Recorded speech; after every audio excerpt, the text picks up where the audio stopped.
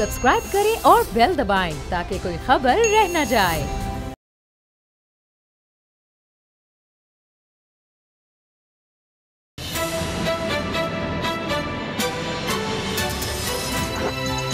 अब पता चला। बिस्मिल्लाहिर्रहमानिर्रहीम, अस्सलाम वालेकुम। मैं हूं मोहम्मद उसामा गाजी और आप देख रहे हैं अब पता चला। पार्लियामेंट का मुश्तरका इजलास बुलाना ही पड़ गया हुकूमत को, क्योंकि जिस तरह की कानून साजी हुकूमत करना चाह रही थी FATF के हवाले से, वो सेनेट से पास ही नहीं हो रही थी। आज भी ये हुआ, एक और बिल सेनेट से मंजूर नहीं हो सका और 3 वोट मुखालफत में आए थे, तीन ज़्यादा वोट मुखालफत में आए और लिहाजा हुकूमत को वहाँ पर हार का सामना करना पड़ा। तो हुकूमत ने उसका इलाज निकाल लिया हुआ था, मुश्तरका इजलास बुलाया गया, FATF के हवाले से बिल पेश किए गए, इतराज़ात बहुत ज़्यादा उठाए गए, बहुत सी बातें हुई, लेकिन आखिर में ये देखा गया कि वही हुआ जो पहले होता रहा है। एक तो अपोजिशन ने वॉकआउट किया, लेकिन वॉकआउट से पहले हंगामा आराई हुई और गुत्थम गुत्था भी हुए अरकान। यही अब सिलसिला चल पड़ा है। जब से इमरान खान साहब ने कहा है जी मैं NRO नहीं दूंगा, ये FATF के बिल की आड़ में NRO चाहते थे ये 34 तरामीम ले आए और ये चाहते थे जिस तरह परवेज़ मुशर्रफ ने दिया था NRO 10 साल के लिए, उसके बाद पीपल्स पार्टी को, फिर परवेज़ मुशर्रफ साहब ने NRO दिया, वकला तहरीक की वजह से वो दबाव में थे। कुछ भी हो जाए मैं NRO नहीं दूंगा। बहरहाल अपोजिशन जा चुकी है अब और मुश्तरका इजलास में अब सिर्फ हुकूमती अरकान हैं और बिल पास होते चले गए हैं। इसी वाले से हम सबसे पहले बात करेंगे और ख़ास तौर पर मरियम नवाज़ साहिबा ने अब फिर इदारों के ख़िलाफ़ बोलना शुरू कर दिया है और ख़ास तौर पर 2 जजेस को उन्होंने निशाना बनाया है। क्या बातें उन्होंने कही हैं, बड़ी होशरुबा हैं। इस तरह की बातों पे क्या कंटेम्प्ट लग सकती है, नहीं लग सकती, ये तो अदालत देखेगी, लेकिन इस पर असद खरल साहब और बाबर डोगर साहब से हम बात भी करेंगे। खरल साहब, पहले ये जो कानून साजी के हवाले से हुकूमत के पास और कोई इलाज नहीं रहा, अब लगता है कि अपोजिशन ने सोच लिया है कि कोई भी कानून साजी हमने नहीं पास होने देनी। पिछली दफ़ा जब हुआ था FATF वाला मामला तो उसके बाद मौलाना फजलुर रहमान साहब से मुआफ़ी मांगनी पड़ी थी, पीपल्स पार्टी को भी, और शहबाज शरीफ साहब ने तो सबके सामने असेंबली में फ्लोर पर खड़े होकर कहा कि जी आइंदा ऐसे नहीं होगा। तो इस दफ़ा अब किसकी चली है? उन्होंने अब सेनेट में जाकर तीनों बिल जो हैं वो स्ट्राइक डाउन किए, नहीं हुकूमत मंजूर कर सकी। मुश्तरका इजलास में आके हुकूमत जीतती हुई नज़र आ रही है, लेकिन अब ये इस तरह चलेगा, ये हंगामा आ रहा है, गुत्थम गुत्था, लड़ाई और नारेबाजी, यही होता रहेगा।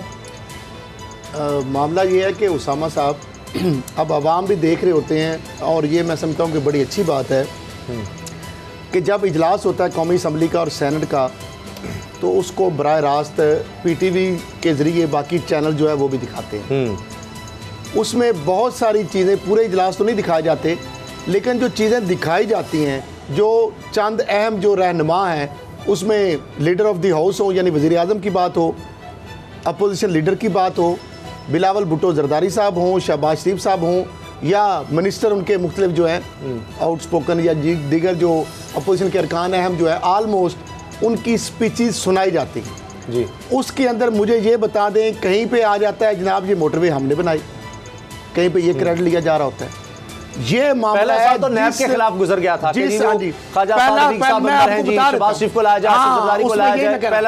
पहला साल तो सिर्फ एक ही रट होती थी जनाब के प्रोडक्शन आर्डर जारी किए जाए, किसके जी? शहबाज शरीफ साहब को प्रोडक्शन आर्डर उनके जारी करके उनको बुलाया जाए, ख्वाजा साद रफीक के प्रोडक्शन आर्डर जारी करके उनको बुलाया जाए, राना सनाउल्लाह साहब के प्रोडक्शन आर्डर जारी किए जाए, बावजूद उनके ऊपर मंशियात के केस थे या दीगर केस, संगीन नोयत के केसेस हैं जिसमें इस तरह के मुल्ज़िमों को नॉर्मल ये सहूलतें नहीं मिलती, चूँकि ये मुकद्दस ईवान में मुकद्दस लोग बन जाते हैं, सेक्रेट काउज है। इसलिए जो आज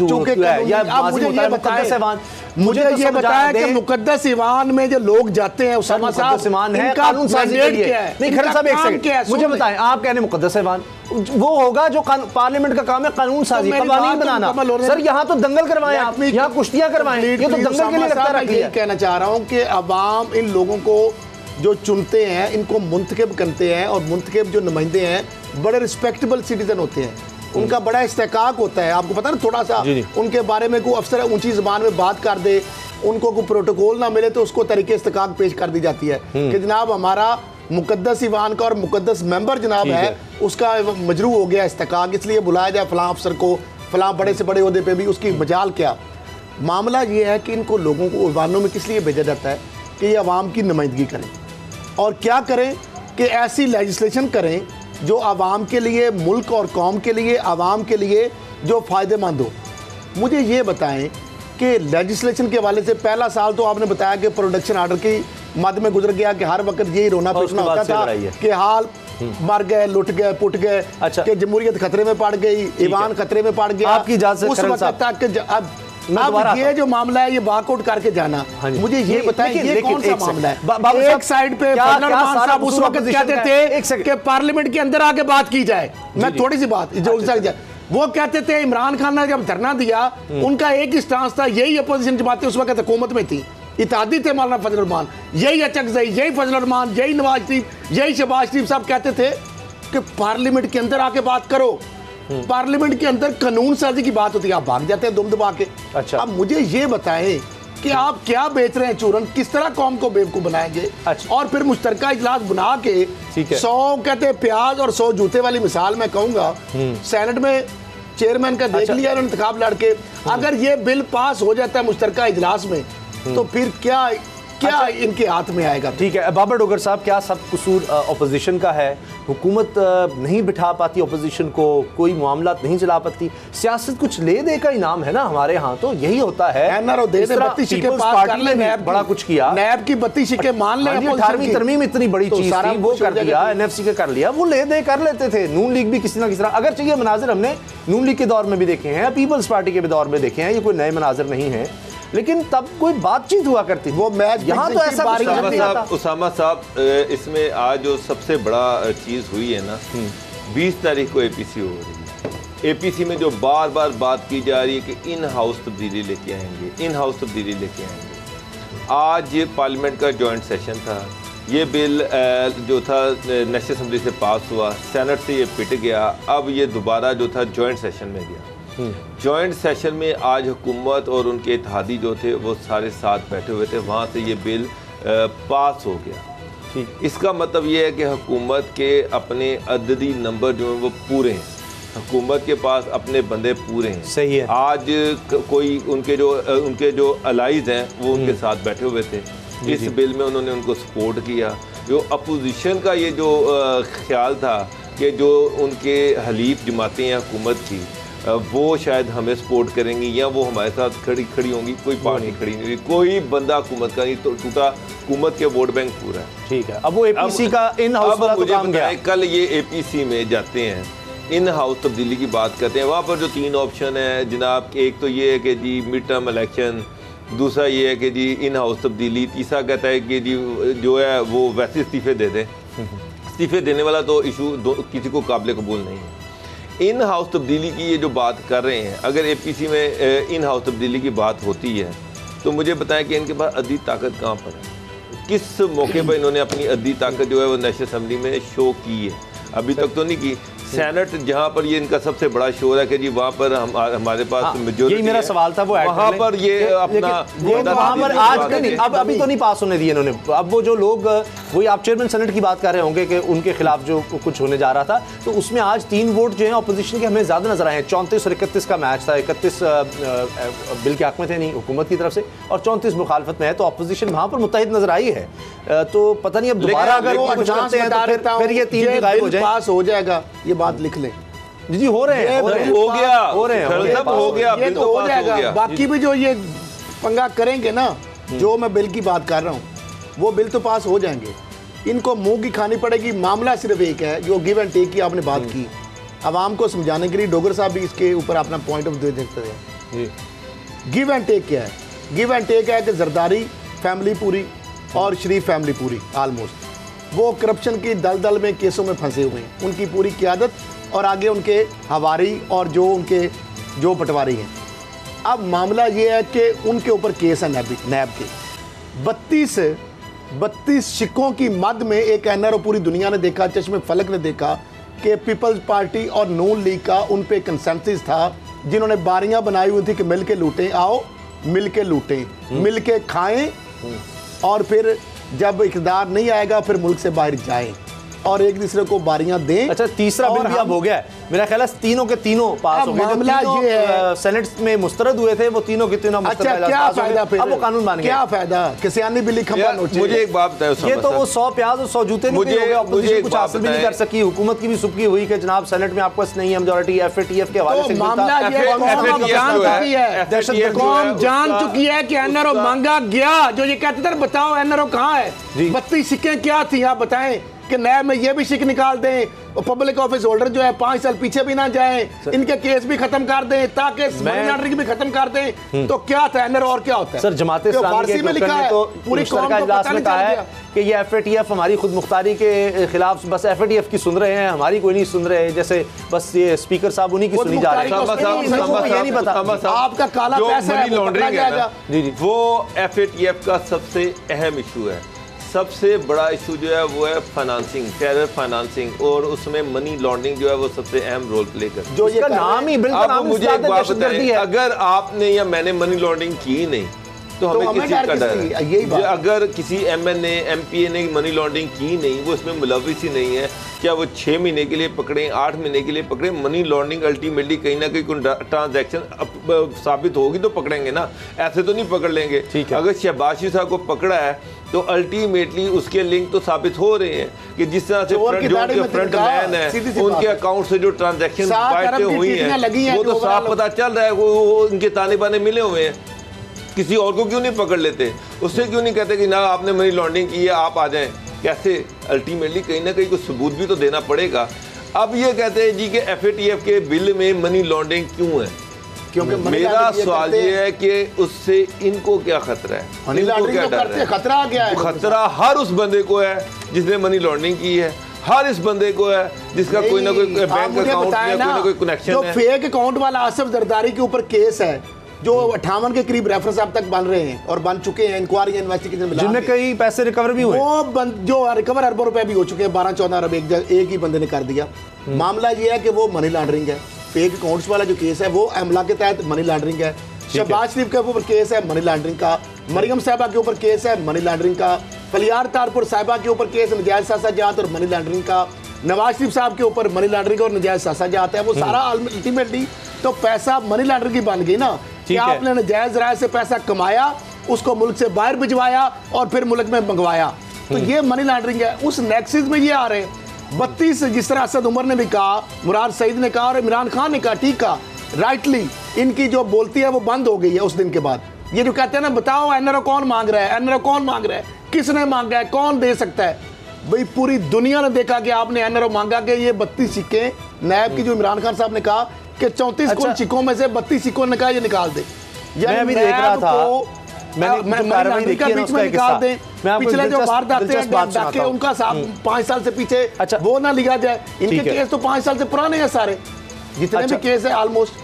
अच्छा, मैं आपको एक दिलचस्प बात भी सुना दूं कि असद कैसर साहब स्पीकर कौमी असम्बली वो कह रहे थे शाहिद खान नवासी साहब से कि जी अमेंडमेंट लेकर आए, आपकी जो अमेंडमेंट प्रपोज अमेंडमेंट है। उनका जी कौन सी अमेंडमेंट, मुझे तो पता नहीं, ये अवान आप किस तरह चला रहे हैं, ये है बस वो कह के वो चल दिए, ये तो हाल है। लेकिन जो बात आप मनी लॉन्ड्रिंग कर रहे थे, बाबर डोगर साहब कह रहे थे इनको खौफ क्या है, अदालतें मौजूद हैं, लेकिन अदालतों ने जो फैसले दिए हैं, अब जब तो हक में आ जाएं तो और बात होती है, लेकिन जब खिलाफ आते हैं तो आप ज़रा ज़ुबान सुनिए। मरियम नवाज साहिबा ने अब कल शाम से ट्वीट्स करना शुरू किए और इस तरह मतवातर ट्वीट्स शायद ही उन्होंने कभी किए हों, ऐसे मुसलसल एक के बाद एक। अब वो चंद मैं आपके सामने रख देता हूँ उनका खुलासा कि वो चीफ जस्टिस साहब से कह रही हैं कि मुअद्दबाना आपसे मैं गुजारिश कर रही हूँ कि जजेस पर दबाव है और दबाव में फैसले दिए जा रहे हैं, आप लोगों को दीवार बन के खड़ा होना चाहिए जजेस को। ये किस तरह के फैसले दिए जा रहे हैं, कभी वो काजी फाइज साहब की बात करती हैं, कभी सिद्दीकी साहब की बात करती हैं कि ये जजेस के फैसले किस तरह दे रहे हैं, हम आपका साथ देंगे, आप ये दबाव कबूल ना करें। चीफ जस्टिस साहब आप लोगों को बताएंगे कि ये बैरूनी दबाव कौन सा है, आप लोगों को बताएंगे कि कौन आप पर दबाव डाल रहा है। तो ये असद खरल साहब क्या इस तरह की जुबान इस्तेमाल की जा सकती है? मुझे बताएं ये उनकी जुबान क्यों आ रही है? आपको पता है क्यों ये जुबान इस्तेमाल हो रही है और मुसलसल ट्वीट क्यों आ रहे हैं? ये अभी तहरीर हुक्मनामा आ गया है मियां नवाज शरीफ साहब के नाकाबिल ज़मानत वारंट गिरफ्तारी के लिए। हाँ जी, ये जो ठिंगा उनको दिखा दिया गया कि ना आप बाहर जा सकती हैं और ना नवाज शरीफ आगे अमेरिका जा सकते हैं, और नवाज शरीफ साहब को लाने के लिए भी तहरीक किया जाएगा। आप जो डील जो ख्वाहिश आप रखती थी वो आपने कमिटमेंट के ऊपर पूरा नहीं उतरी, आपके वालिद गिरामी पूरा नहीं उतरे, अब आप म्यूजिक जो है फेस करें। अब उन्होंने देख लिया चीफ जस्टिस साहब को। मुझे ये बताएं कोई बंदा जिसके ऊपर करप्शन के केसेस हो, और ये मोहतरमा जो है, ये जो मोहतरमा है जिनको लिबर्टी पाकिस्तान में मिली हुई है, ये बनाना रिपब्लिक को जो बना हुआ है, मोहतरमा जो है सजा याफ्ता है, उनकी सजा मुअत्तल हुई है, सजा मुअत्तल हुई है, सजा याफ्ता कन्विक्शन उनकी है, मुअत्तल हुई है, कालदम हुई है, खत्म नहीं हुई। बात जरा समझे, बेल पे हैं वालिद साहब उनके जो है वो सजा याफ्ता है और बेल भी खत्म हो गई है, वो बेल भी अच्छा। अब मामला ये है कि पेशी में जिस तरह बुलाया, वो पत्थर वाला जो काफिला लेके पहुंच गई वहां पे, पथराव और पूरा चढ़ाई कर दी इदारे पे। मुझे ये बताएं उसामा साहब, ये जो लैंग्वेज है क्यों आ रही है आपको पता है? आसम बाजवा साहब का नेक्सस भी कहीं ना कहीं से आपस में ताने बाने मिल रहे हैं, आपको पता है? जो मेजर भारती ने वहां पे एक बात की, उसके बाद एससीसीपी के लॉग्स में आ जाती हैं वो चीजें, जो उनके सर्विलेंस के एडिशनल डायरेक्टर हैं। फिर आगे हमारे जनाब वो जो साबक डान के रिपोर्टर जो साजिद वो गोंदल, और फिर वो जो फखर दुरानी न्यूज़ के गालबन जंग के हैं रिपोर्टर जी, उनके ताने बाने भी मिल रहे हैं नून लीग से। और अब पता नहीं ये बहुत दूर तक जा रही कहानी, ये कहाँ से कहाँ आपको पता है? मरियम साहिबा खास वक्त पे बोलती हैं, जब भी बोलती हैं आप देखिए उसमें पाकिस्तान के इदारों के बारे में बात होगी, पंच करेंगी, टीज करेंगी, इदारों की इंटेग्रिटी के ऊपर क्वेश्चन खड़े करेंगी। सुन ले आज क्या उन्होंने किया, आज वो चीफ जस्टिस को ब्लैकमेल करने की उन्होंने एक भौंडी कोशिश की है। सर जो जजेस ने फैसला दिया है, जस्टिस आप मुझे ये बताएं कि जो जजेस रिस्पेक्टेबल जजेस साहबान जो हैं उन्होंने कानून और आइन के मुताबिक फैसला किया है, उनके बारे में उनको इंस्टिगेट यानी अवाम को उनके खिलाफ भड़का रही हैं। अच्छा मैं चंद अगर आप दें इजाजत में पढ़ देता हूं। हाँ, और ये जो क्या है, ये जो ट्वीट वो कर रही हैं, यहाँ पे ना साइबर क्राइम एक्टिव होगा, ना पीटीए एक्टिव होगा, तो देखिए ना यहाँ पे कोई पैमरा आएगा अगर उनके बयान पे चल रहे हैं। जजेस का ज़र्फ बहुत है बहरहाल, लेकिन अदालत का वकार अपनी जगह है। जजेस पर बराह रास्त अगर किया जाए वो भी गलत है। चीफ जस्टिस ऑफ पाकिस्तान के ऊपर हमले कर रही हैं, आप तो कह रही हैं दबाव, उनको कटहरे में खड़ा कर दिया, जजों को कटहरे में खड़ा कर दिया अवाम के सामने। अच्छा एक तो चले आप कह रही हैं जी मुकदमा तो ये होना चाहिए था कि जज के साथ उनके बाद सजा की क्या हैसियत रह जाती है, अगर सजा ही कायम न रहती तो वापसी कैसी गिरफ्तारी क्यों? चले आपने ये फैसला, लेकिन आगे देखें कि जी मुझे बखूबी अंदाजा है कि सियासतदानों की तरह मुअज़्ज़ज़ जजेस भी दबाव में हैं, इनके फैसले कह रहे हैं कि वो दबाव में हैं, मगर क्या के सामने दीवार नहीं बन जाना चाहिए? आप एविडेंस पेश आप अंदाजा लगा लें, अगर फैसला इनके खिलाफ आए तो जजेस दबाव में हैं, अगर फैसला इनके हक में आ जाए तो जुडिशरी मगर यही वो जुडिशरी है जिन्होंने नवाज शरीफ साहब को बाहर इलाज के लिए भेजा। उस वक्त भी लोगों की बड़ी रिजर्वेशन थी, बेताशा रिजर्वेशन थी कि एक बंदा जो मुजरिम है उसको किस तरीके से बाहर भेजा जा रहा है। चले कोई बात नहीं, अदलिया का फैसला सबने माना।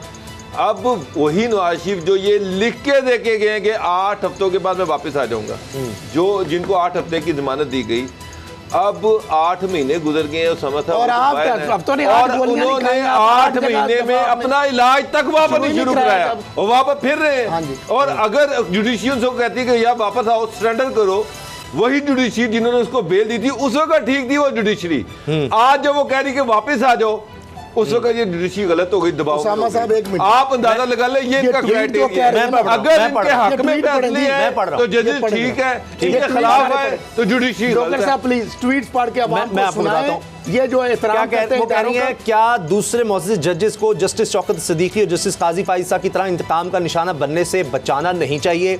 अगर मुअज़्ज़ज़ जज साहिबान ने आज दबाव के खिलाफ स्टैंड ना लिया तो ये सिलसिला जस्टिस शौकत अजीज सिद्दीकी और जस्टिस काजी फाइज़ा तक नहीं रुकेगा, बल्कि हर वो जज जो आइन और कानून पर चलेगा इससे जुल्म और इंतकाम की जद में आएगा। यानी आप इसका मतलब कह रही है कि इंतकाम लिया जाए, कौन ले रहा है? यानी जो जजेस यही बात सब करना चाह रहे हैं, फुल कोर्ट सुन रही है, कह रही है फुल कोर्ट को कह रही है ऊपर दबाव था और दबाव पर उन्होंने फैसले दिए हैं, यही एस्टैब्लिश करना ये भी कह रही है कि जो कोर्ट है वो इंतकाम है।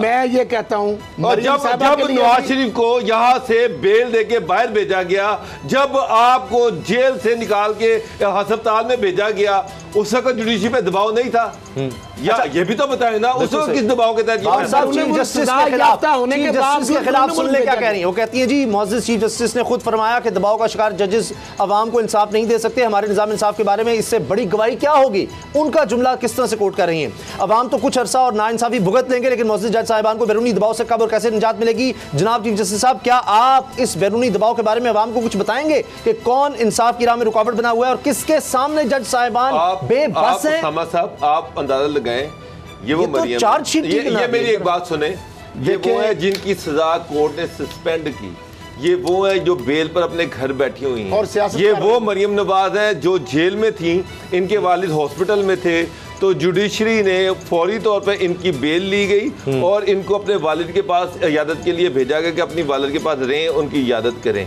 पाकिस्तान में कोई ऐसी नज़ीर नहीं है कि एक मुजरिम को इलाज के लिए पाकिस्तान से बाहर भेजा जाए। वो उनको ना सिर्फ बेल हुई, उनको बाहर भेजा गया, उनका नाम ECS से निकाला गया। वो जुडिशरी जब तक इनके हक में फैसले हैं, जब तक इनकी सपोर्ट में फैसले हैं, उस वक्त तक जुडिशरी बिल्कुल ठीक है। लेकिन अब जब इनके हक में फैसला ना आए तो फिर सारे शौकत सिद्दीकी के खिलाफ और जस्टिस काजी फाइजा के खिलाफ भी ये साजिश है कि ये बता रही है कि वो हमारे जजेस हैं, नून लीग के वो जजेस थे। Enough is enough. Chief justice of Pakistan, honourable chief justice of Pakistan से मेरी रिक्वेस्ट है और चीफ जस्टिस इस्लामाबाद से मेरी रिक्वेस्ट है, चीफ जस्टिस अतर मनल्ला साहब से भी और chief justice of Pakistan justice Gulzar साहब से भी, कि ये मामला बहुत संगीन नौयत का है। ये आवाम को गुमराह किया जा रहा है।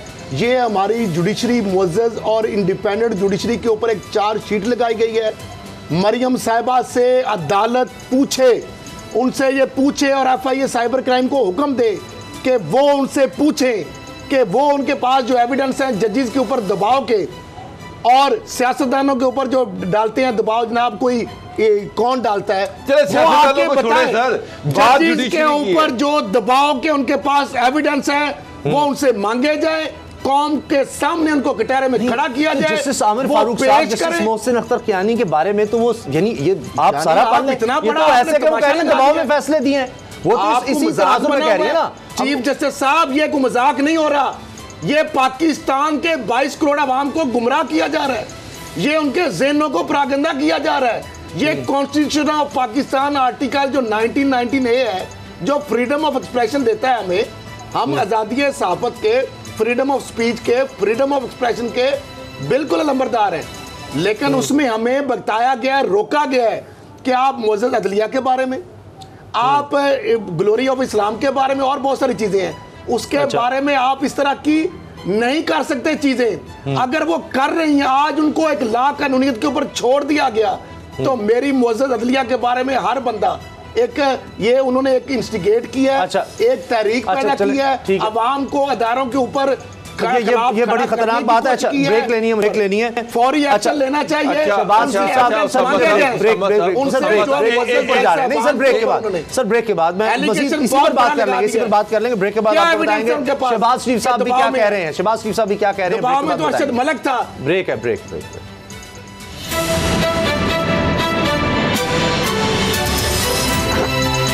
अब पता चला।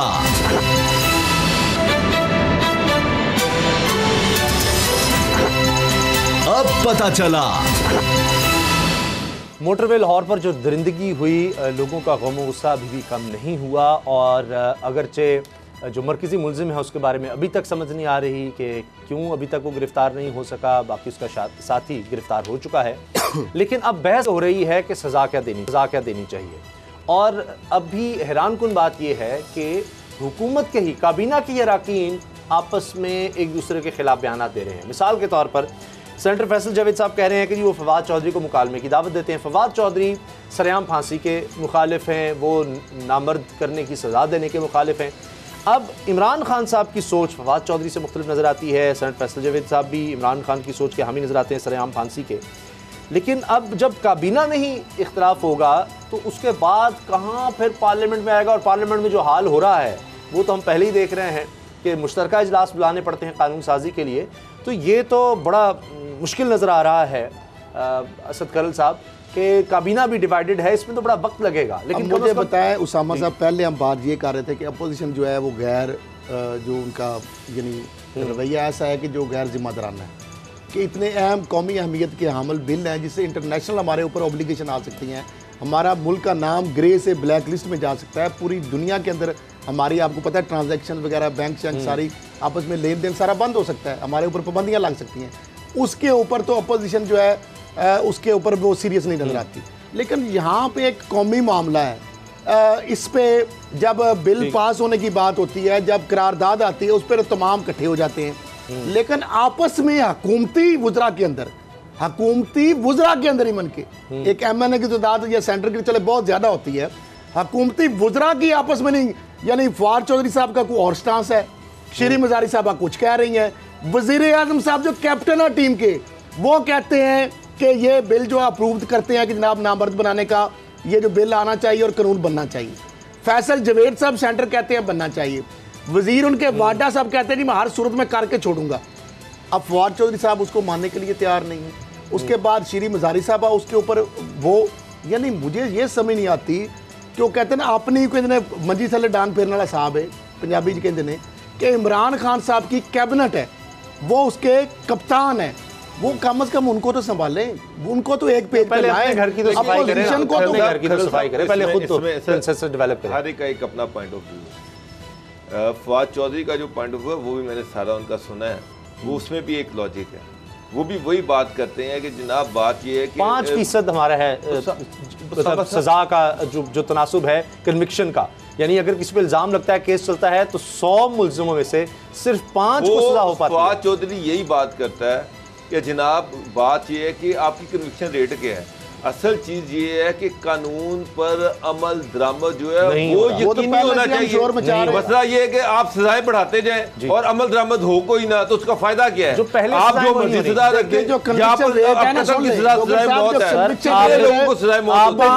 आबिद अली 2013 में बाहर आया, अभी अगस्त में डकैती की वारदात में 8 अगस्त को बाहर आया और महीने के अंदर अंदर उसमें दूसरी वारदात कर दी है। जो आप 5% की बात करते हैं उसमें अमलदारी की बात नहीं है, खाली उसमें नाकस इन्वेस्टिगेशन और नाकस प्रोसिक्यूशन, उसको ठीक करें ना।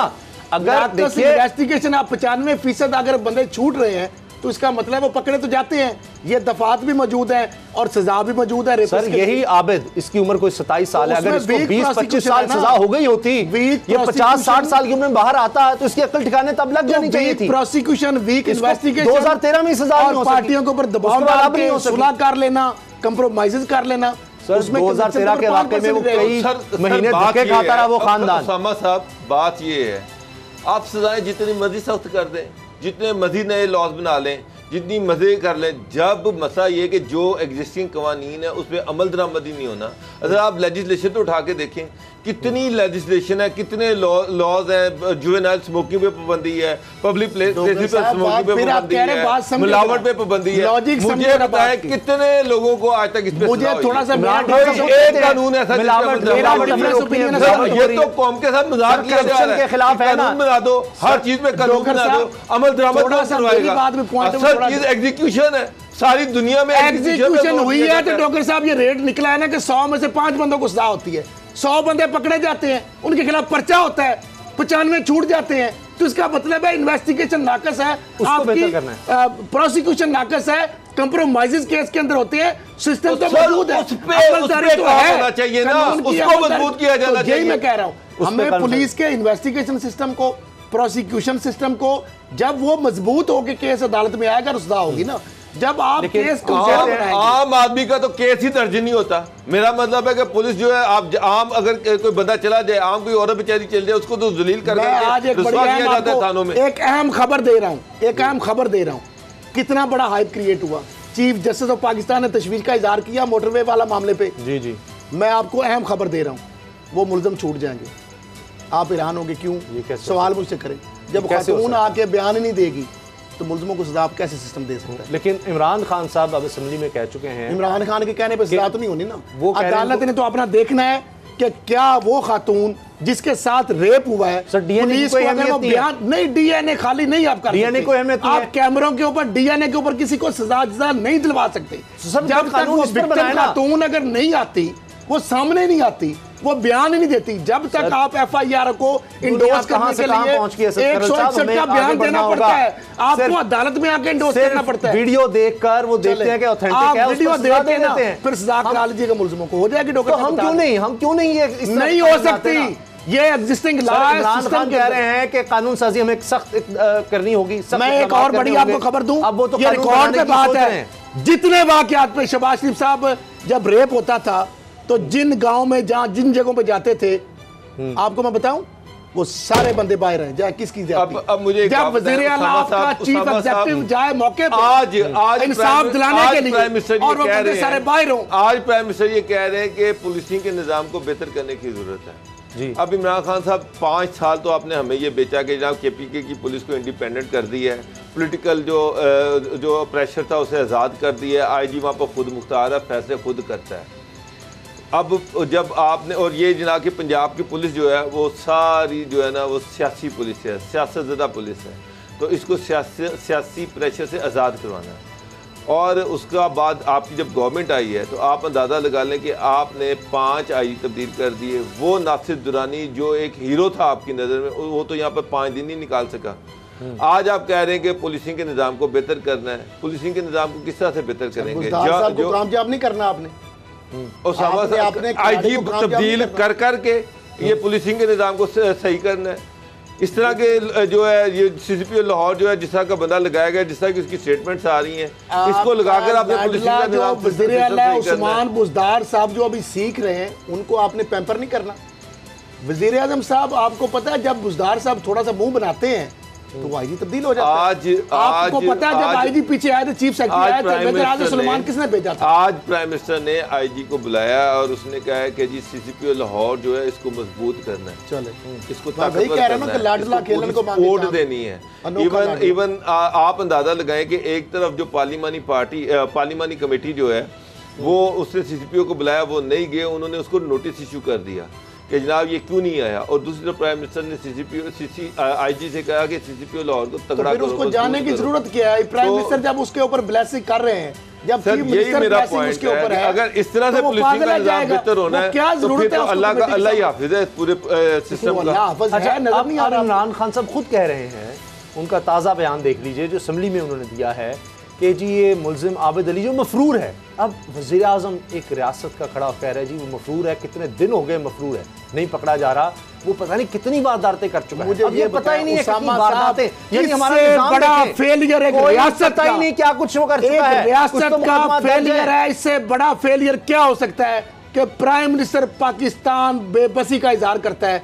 मुझे बताएं कि उसको जमीन खा गई या आसमान निकल गया या जमीन निकल गई? मुझे ये बताएं क्या वो बंदा पाकिस्तान में है, उसने कुछ रातों का पार नहीं कर ली, एग्जिस्ट कर रहा होगा खरल साहब, और अल्टीमेटली उसको पकड़ेगा कौन? ये पुलिस नहीं पकड़ेगी। शफकत का हम यहाँ सजाएं तजवीज़ शफकत का जो स्टेटमेंट सामने आया है, जिसने पकड़ना वो पकड़ेगा भी और कौम के सामने लाएगा। कह रहा है कि जनाब जब वाकया हुआ, रेप का वाकया हुआ और जब वहाँ पर पुलिस आ गई तो हम 2 घंटे जंगल में छुपे रहे और पुलिस ने मेरा मतलब है कि जंगल में जाने की हिम्मत ही नहीं की, जरूरत ही नहीं की, उन्होंने ये मुनासिब ही नहीं समझा कि मुलजिमों को पकड़ा जाए। 2013 उसके बाद वज़ीर आज़म कह रहे हैं कि 2013 में सजा हो जाती तो ये वाकया ना होता, तो उसके बाद वो केस तो कहीं होगा ना।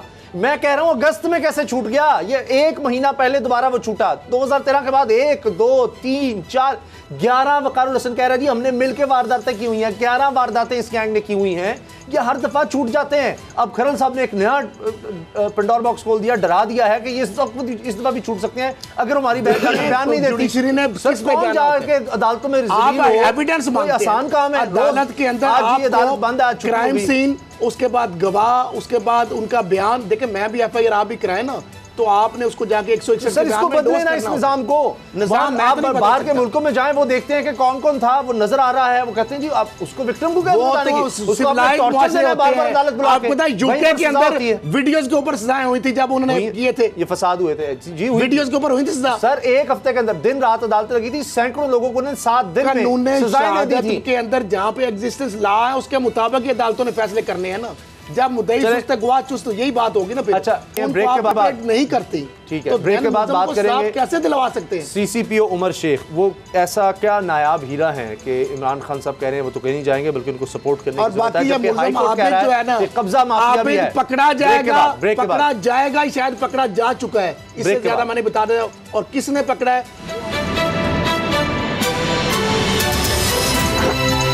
अब पता चला।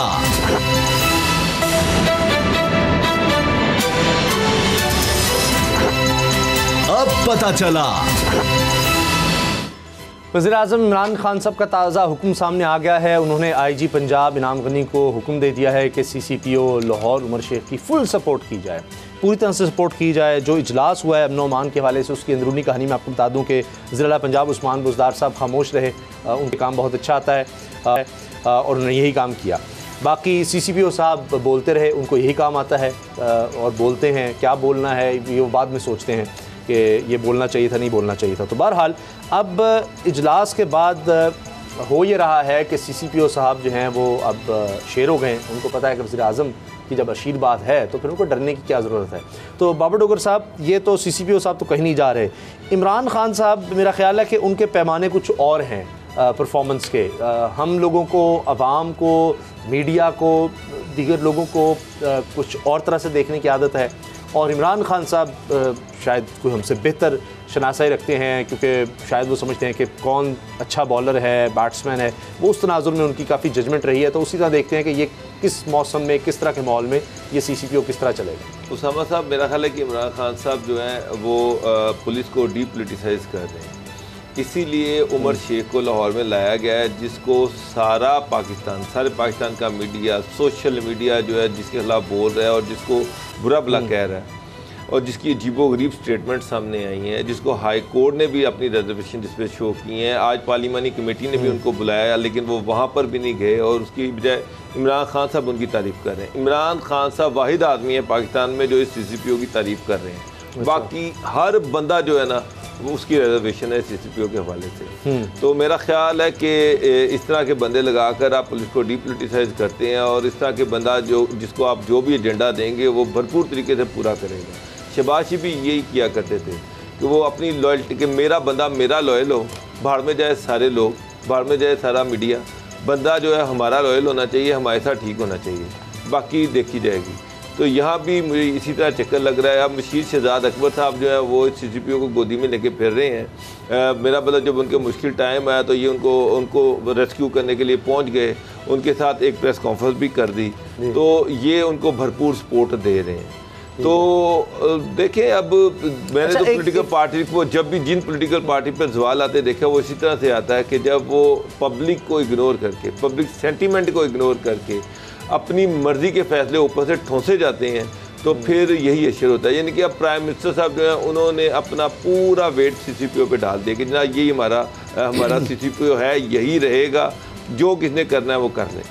तो चलें अब देखते हैं। सीसीपीओ ने कहा कि 3 महीने में मैं लाहौर को बदल दूंगा, लाहौर खुद कहेगा कि मैं जनाब नया लाहौर हूँ। तो देख लेते हैं कि वो तो 3 महीने उन्होंने तो आते ही 3 दिन के अंदर बदल के रख दिया, सारा कुछ नजर आ गया कि ऐसा बयान कभी किसी ने नहीं सुना था। Chief justice Lahore high court ने केस में रिमार्क्स दिए हैं कि पुलिस अगर कब्जा ग्रुप बन जाए तो मोटरवे जैसे वाक़यात रहेंगे। ये एक केस था जिसमें मतरूका वक्फ इमलाक बोर्ड पर पुलिस के कब्जे के खिलाफ दरख्वास्त थी, और यहाँ पर ज़मीन सरेंडर करने के बाद भी कब्ज़ा पुलिस नहीं छोड़ रही। Chief justice Lahore high court ने कहा है कि जी पुलिस मुल्क में कब्ज़ा ग्रुप बन चुकी है, और अगर पुलिस कब्ज़ा ग्रुप बन जाए तो फिर ऐसे वाक़यात ही होंगे, और उन्होंने आईजी को भी तलब कर लिया है।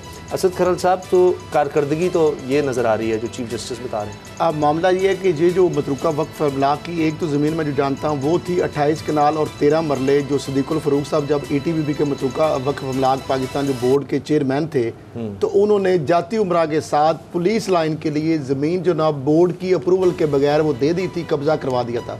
पता नहीं गालबन उसकी जगह या दूसरा औकाफ जो है, वैसे तो औकाफ का महकमा हो या मतरूका वक्फ इमलाक हो या सूबाई औकाफ हो, इनकी ज़मीनों पर कब्ज़े कराना, दुकानों पे, प्लाज़ों पे किराया, जो करप्शन और जो किकबैक्स, वो तो मैं नहीं कह रहा, मिनिस्टर ने खात लिख के बताए, तो वहाँ वो वफाकी हो या ये सूबाई हो, दोनों के अंदर गदर मचा हुआ। तो चीफ जस्टिस साहब यही कहेंगे कि सरेंडर करने के बावजूद भी पुलिस नहीं दे रही। मामला तो उस औकाफ के उस मतरूका वक्त के महकमे की जिम्मेदारी थी जिसने कब्जा होने दिया, खामोश रहे और जो उन्होंने वापस करनी थी वो भी नहीं ली, तो ये कोर्ट को बीच में इंटरव्यू।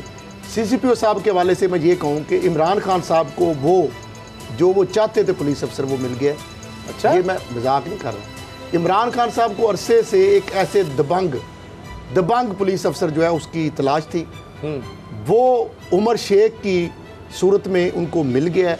आपको पता है, मैंने जब आपको पहले दिन इनके बयान कंट्रोवर्शियल आने से पहले कहा था कि इमरान खान साहब से जब इनकी मुलाकात करवाई गई और किसने करवाई और कैसे हुई, वो एक लंबी कहानी है। अच्छा। उस वक्त इमरान खान साहब ने इनसे पूछा था कि कोई एक ऐसी शॉर्टेस्ट चीज़ बताएं जिससे आप पुलिस को ठीक कर सकते हो।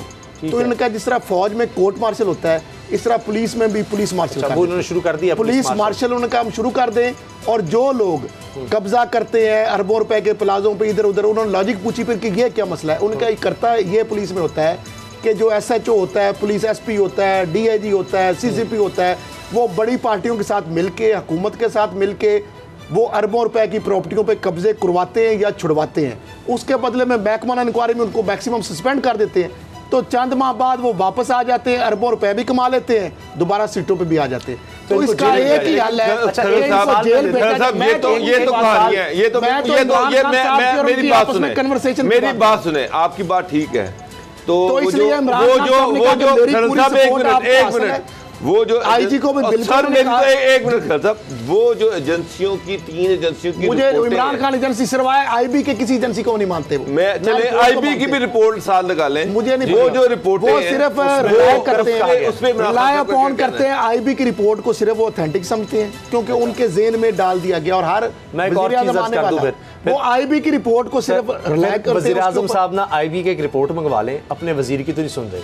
तो जो DG का वो कह रहे हैं, CCPO को कहा है उन्होंने जी कब्जा माफी के खिलाफ आप अपनी टीम तश्कील दें, तो उनकी टीम वो आपने प्रेस कॉन्फ्रेंस में देखी, पीछे DG औकाफ खड़ा था, जो वजीर उसामा साहब आप बारे में कहता है कि वो कब्जा दिलवाना चाहते हैं, आप क्लीन चिट दिलवाना चाहते हैं। DG औकाफ को पता क्या होता है, IB की रिपोर्ट बनती है, डॉक्टर सलमान शाह खान साहब बनाते हैं, वो JDG IB रहे KPK में जब प्रवेश खटक होते थे वहाँ पे, उसके बाद उनको DG IB लगा दी गई। उनकी रिपोर्ट जाती है कहाँ पे, उस वक्त चीफ सेक्रेटरी आजम खान भी थे वहाँ पे KPK में, Azam Khan principal secretary. IB की जो DG होता है उसकी रिपोर्ट जाती है थ्रू प्रिंसिपल सेक्रेटरी, वो रिपोर्ट उनके पास आती है, आजम खान साहब जो कहते हैं DG IB को उस तरह की रिपोर्ट बन जाती है।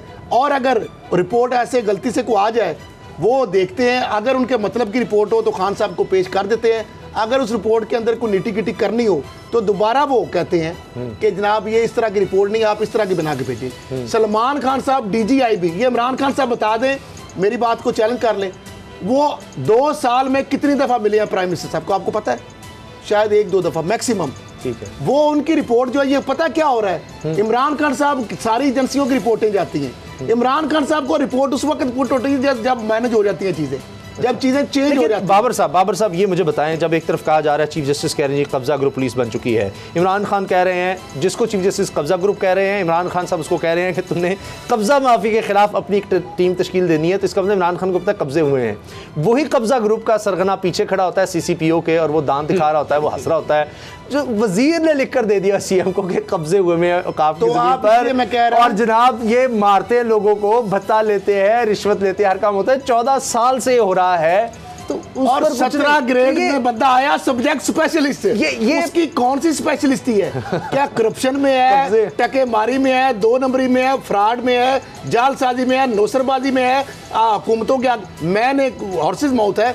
लोग बताते हैं कि सेक्रेटरी 1 का जूता भी उनको पहनाते हैं, यानी इस तरह एक सरोपे देते हैं, जाके मुख्तलिफ वारदातें करनी आती हैं, ताइफ देते हैं, लोगों को इन्फ्लुएंस किया हुआ है। आप जानते हैं नैब खामोश क्यों है, एंटी करप्शन खामोश क्यों है? कोई तो उनके पास गिदड़ सिंह है ना, कोई गिदड़ सिंह है कि 14 साल से ऐसे जब मिनिस्टर है 14 साल से सब्जेक्ट स्पेशलिस्ट भी, आप जाके बच्चों को तालीम दें, लेकिन आप तो आप करप्शन की तालीम दे सकते हैं। 17 ग्रेड का बंदा सब्जेक्ट्स भी चला के, तो वो आप सुप्रीम कोर्ट की जजमेंट भी है, डेपुटेशन पे आके किस तरह यहाँ पे आ गए, 20 ग्रेड तक किस तरह पहुंच गए, किस तरह अपने कोपाई रखी हुई है, इतनी चीजें मिनिस्टर आपके खिलाफ लिख रहा है। तो मामला ये है, IG साहब को इमरान खान साहब ने कह दिया है कि सीसीपीओ को मुकम्मल सपोर्ट करना है। बुजदार साहब की आप जो खामोशी है वो मानी खेज है। 10 सेकंड में मानी खेज है, क्यों खामोश है पता है आपको? ऑप्टिक्स के लिए सिर्फ होता है सिर्फ ये कि जी फांसी लगा दो, लटका दो, ये कर दो। इसी तरह से कब्जा माफिया, तुम अपनी टीम बना लो, कब्जा माफिया साथ खड़ा हुआ है, सिर्फ सीसीपीओ पीछे देखते तो दाएं तरफ। उसामा साहब सादा आपने खुद का ऑप्टिक्स के लिए बातें कुछ और हैं, काम किसी और के लिए इसको रखा गया है। इसको अपोजिशन को दबाना है, नून लीग को दबाना है, आगे लोकेशन आ रही है, इस तरह का बंदा चाहिए। पकड़े उनको, कितने दहशतगर्दी के खैर साहब आज भी आगे लोकेशन इलेक्शन आ रहे हैं। बहुत शुक्रिया खैर साहब, है साद रफीक आज भी पकड़े। बहुत बहुत शुक्रिया, बहुत बहुत प्रोग्राम देखने का शुक्रिया। दुआ में याद रखिएगा, इजाजत दीजिए, अल्लाह हाफ़िज़।